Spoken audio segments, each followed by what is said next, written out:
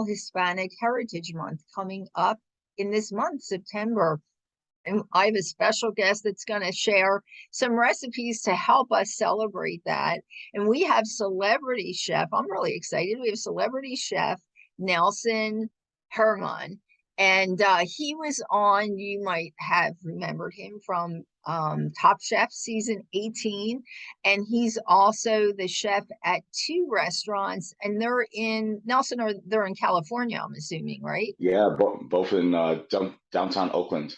Yes, downtown Oakland. I remember one name is Sobra Mesa, and the other restaurant is Alomar Kitchen and Bar.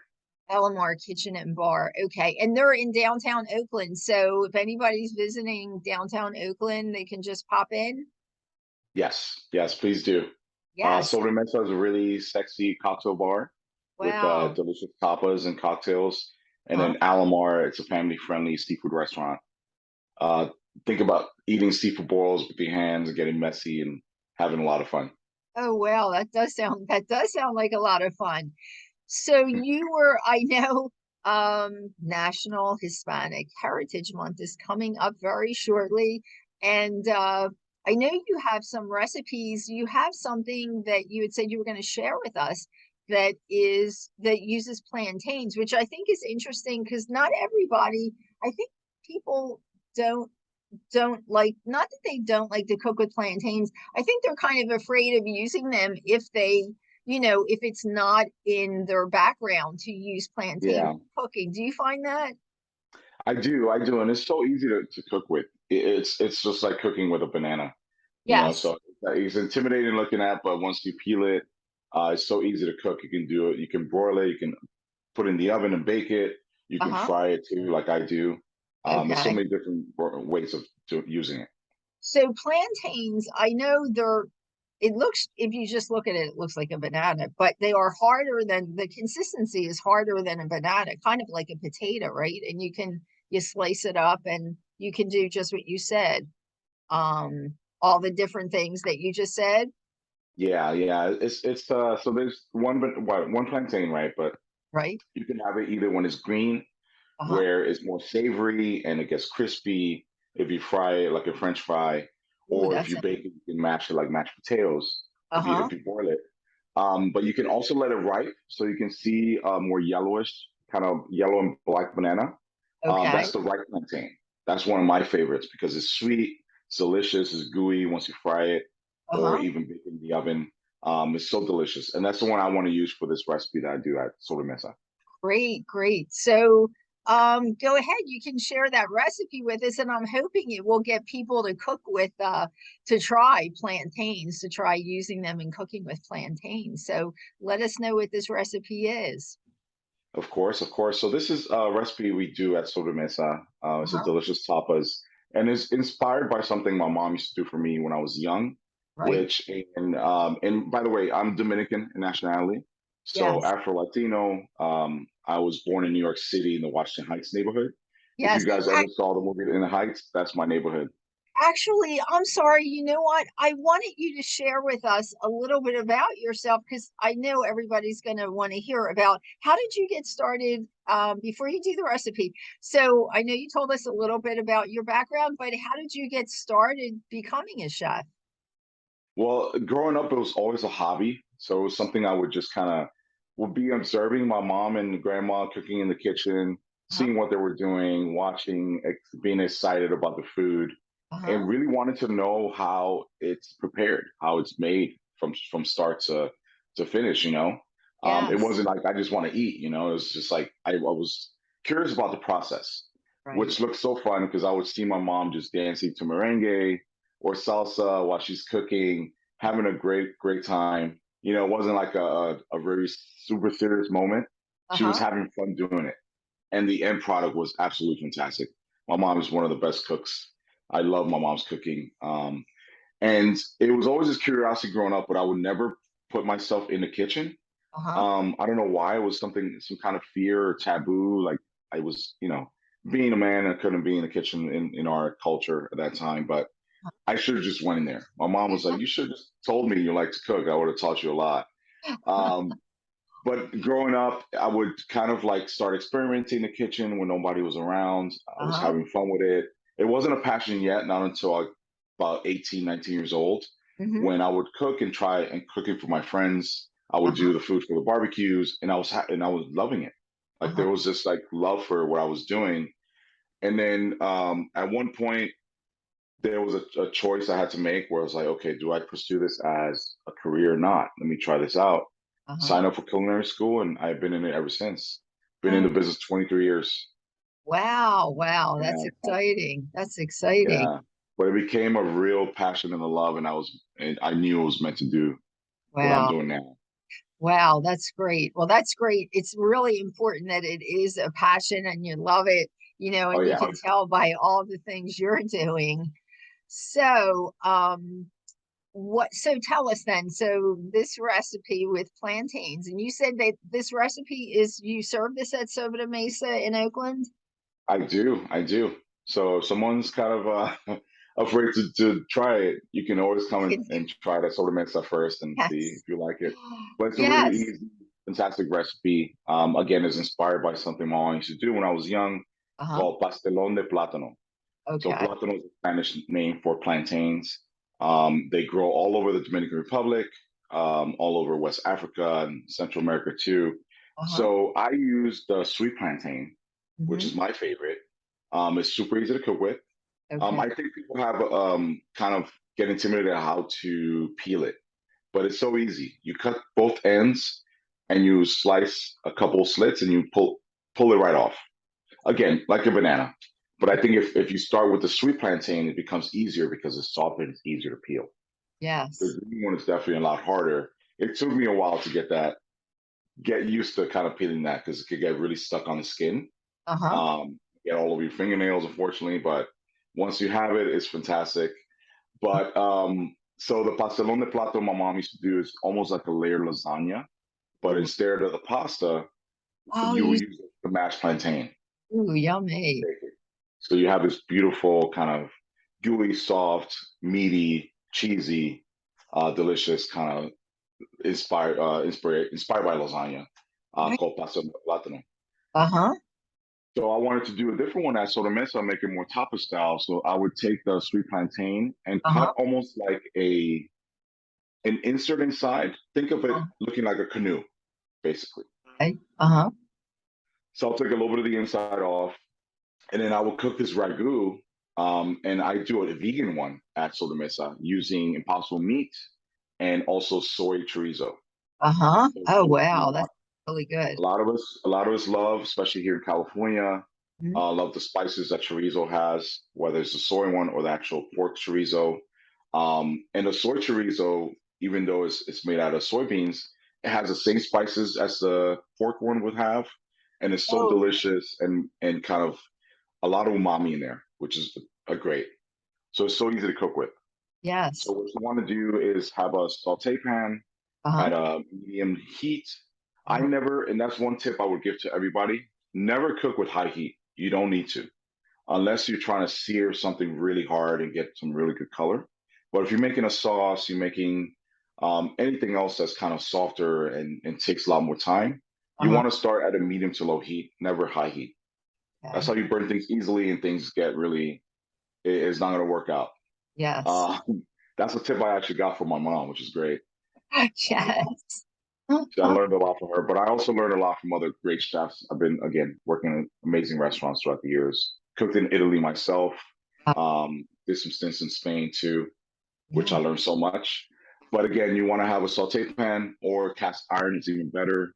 Uh-huh. Medium to slow heat.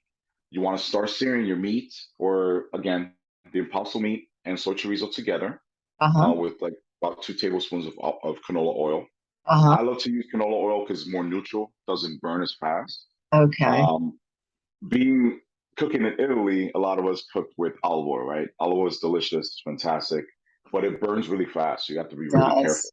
It does. Yep. Yeah. But it gives so much great flavor, and my Italian friends and family will be mad if I tell them to think of something else. Cheese canola. Yes. Yes. I Yeah. understand that. But the olive oil, unfortunately, is not as delicious as when you get it, really fresh press out in Italy. Exactly. Yes, it's Right? not. Yeah.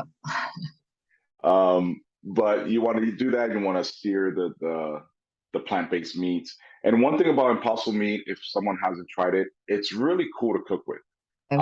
A lot of us chefs were hesitant when it first came Uh-huh. out because Yes. this is a brand new thing that supposedly cooks like meat and Mhm. it looks like it's bleeding. But when you cook with it, it's so easy and it feels just like you're cooking actual meat.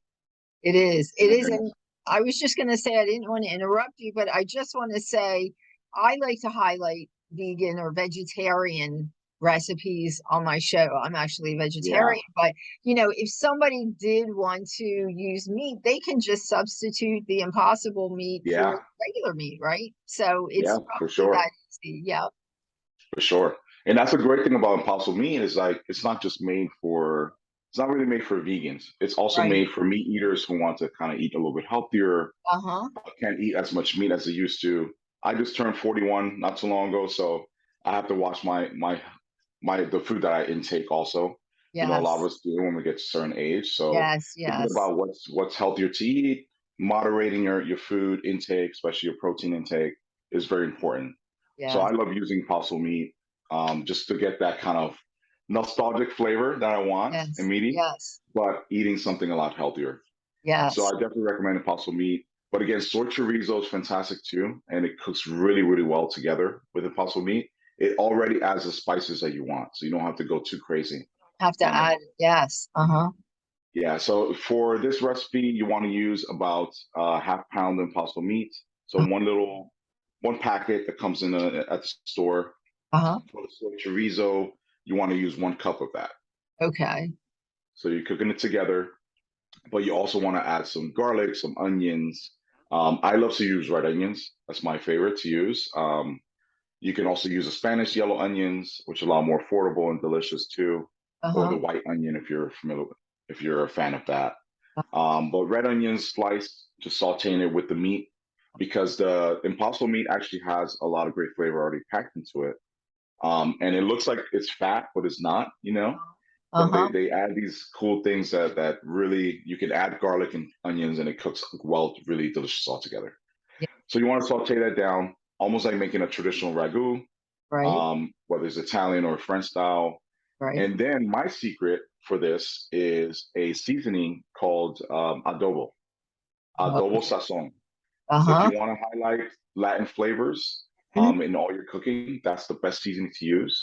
What it has is the flavors of oregano, a lot of garlic, a lot of onion, Uh-huh. achiote, which is annatto seed. Uh-huh. Has these spicy kind of earthy tones, which is fantastic. It also has dry citrus, so it's adding this really bright, like light, bright kind of flavors Hmm. that we do if you squeeze some lemon or something on something. Yes. So definitely recommend adobo. There's different brands. There's a Goya brand. There's Norris has his own version too. Mhm. My mom's favorite, the one that has it says con culantro. So think about the word cilantro, but Cilantro. instead of an I is a U. It's a really fresh herb that grows in the Caribbean islands and the South. That it looks like cilantro, but it's bigger leaves, and it Uh-huh. has this kind of like a different aroma to it, which is it seems like it's like cilantro, but it has more of a more intense flavor, Hmm. intense aroma that Yes. gives food the best kind of smell and freshness to it. Mhm. So definitely recommend culantro. But again, you want to cook your meat down with your onions and garlic, add your seasoning. I would always add about 1, 2 tablespoons of the seasoning to Okay. this. Uh-huh. Saute down so it's fully cooked. And this cooks in less than 5 minutes because again, it's not real meat.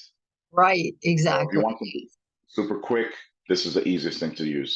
Hmm. So you have on the side. I also add a little tomato paste, or you Uh-huh. can add some fresh tomatoes that are we have. We Uh-huh. are in California, so we're very lucky here Yeah. compared to New York. So you take some vine ripe tomatoes, chop it down, mix it in, cook it Uh-huh. for like 1 to 2 minutes, and you are done. It's a quick, super easy Wow, ragu. that is quick. Yeah, but it's so delicious, so intense in flavor. The Mhm. seasoning is the key, so you don't have to do so much.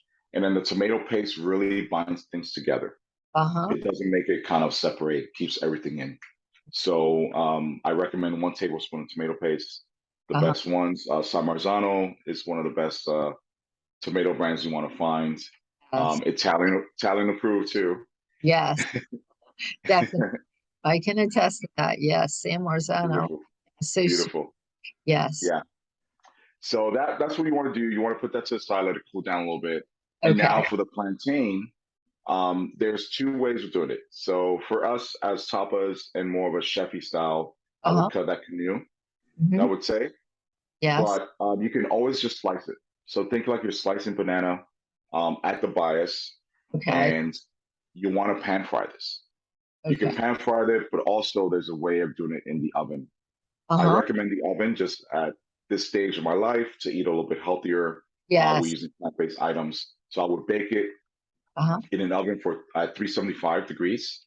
Huh? You want to add a little bit of oil, and this time is when you can actually use olive oil. So Okay. for us, who love using olive oil, you Yeah, can use a olive little oil. use of olive oil Uh-huh. on the plantains. Kind of toss it in a bowl, and then lay it down on some foil paper. Uh-huh. Put it in the oven or cookie sheet. Let Uh-huh. it cook for 10 minutes. Okay. You take that out. You take your plantains, put it on a plate, and then you're gonna take your ragu, Uh-huh. just drizzle it all Hmm. over the plantains, and Plantains. then I like to use some peppers, pickled peppers. Oh yeah. That sounds. Best brand for me is Meseta. Mhm. Meseta is fantastic. I grew up on that. Uh-huh. Italian brand, all Italian ingredients Yes. from southern part of Italy. Uh-huh. It's fantastic. You have the cherry peppers if you want more heat and sweetness. You have the regular red bell peppers that go really well with this recipe. Uh-huh. It comes already sliced. You just pour it right over it. If you want even more heat, Calabrian chilies are fantastic. Oh Maria, yeah. you're probably a fan of Calabrian chilies. Yes, They're great. they are good. Um, so you want to drizzle a little bit of the peppers on top, and then also if you're not vegan, you can also use some queso fresco. Uh-huh. So a little bit of cheese or some feta. Yes. Feta is Oh, yeah, fantastic. that is good. Uh-huh. You drizzle it over the peppers and the ragu, and you just enjoy your meal. Oh, wow. That sounds really good. It's quick too. It's quick, Yeah, easy. It's kind of healthy too. I mean, it is really has all ingredients that are virtually good for you. So, wow, that's a yeah, definitely a great dish. And beautiful. Yeah, and wow. I will send you the recipe, Maria, so you can share with your Yes, all of your I was beautiful just, guests. yes, if you can send that to me, I will share that on my blog when we air this podcast, definitely, so everybody Perfect, can perfect. get that. But that's a really recipe. Thank Well, you. thanks so much for sharing that.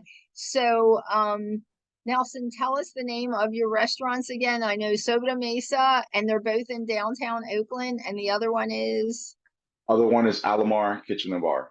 Alamar Kitchen and Bar. And do people have to make reservations or no, they can just come in? For Alamar, you can just come in, first come, first serve. Uh-huh. But it's very easy, especially on Thursdays and Fridays, early on the day. Uh-huh. For Sobre Mesa, we definitely recommend reservations. It's more of a really sexy vibe in there, so definitely for dates and anniversaries, and only for adults. It's a cocktail bar, Okay. so if you got kids, leave them at home, or you can take them to Alamar. And that's it. It's more Okay. fun. So Soda Mesa is the cocktail bar and Yes, Alamar is the one, the family friendly one. yes, yes. So if you want to make reservations, go on to Resi.com. Uh-huh. Find us on there, and we'll love to see you. Okay, great. That's what I was going to ask. Do you have a website we should tell people about, or it's the website for the restaurants? Yes, you can go to the restaurants too to Uh-huh. make a reservation on Sobre Mesa, but you can also go on Resi.com. If Uh-huh. you go to Sobre Mesa Oakland.com, Yeah. and you can find us and see some beautiful pictures of what we do. It's Uh-huh. a really fun place. It really showcases my culture. Uh-huh. I wanted to bring a place that's Afro Latin and it's fun. It takes Right. you on a vacation. Like Yeah. you feel like you're not in California when you walk in there. I love it because you're sharing your culture. And I think that's so important to do with food because food has more of a meaning to it. You know, Yes, it's tied, different foods are tied to different cultures. And it's such a fun way to teach people about our culture. So I love it. definitely, That's definitely. great. That's wonderful. Well, you have a happy Hispanic Heritage Month, and Thank you so hopefully much. we'll have some of our listeners visiting. And when I'm out there, I will certainly come and visit you. Sounds so Please do, good. please do. I wish I Thank could come today. I would love to have that you. dish. Thank you so much. But I will So, definitely send the recipe over to share for everyone to try this out. uh, Again, it's a really delicious, fast recipe, uh, and you can put your own twist on it. But definitely, it's fantastic and it's healthy. It's really good for you. yeah, And to everyone too, if you want to see me in action, you can watch me back on Top Chef season 18. I was yes. on there. It was named one of the best seasons ever. Time Magazine, most influential Oh, seasons for any reality wow. show. So Yes. watch us. Have a good time watching it. It was So amazing. people can find that, like they can just do a search online. I'm assuming YouTube will have Yeah, it. Okay. yeah. YouTube and also Hulu. It's on Hulu the whole season. Okay. Definitely check us out. Okay. That's great. Oh, we definitely will. All right, Nelson. Thank you so much. Have a good one. Thank you, Maria. Good Ciao. talking to you. Ciao.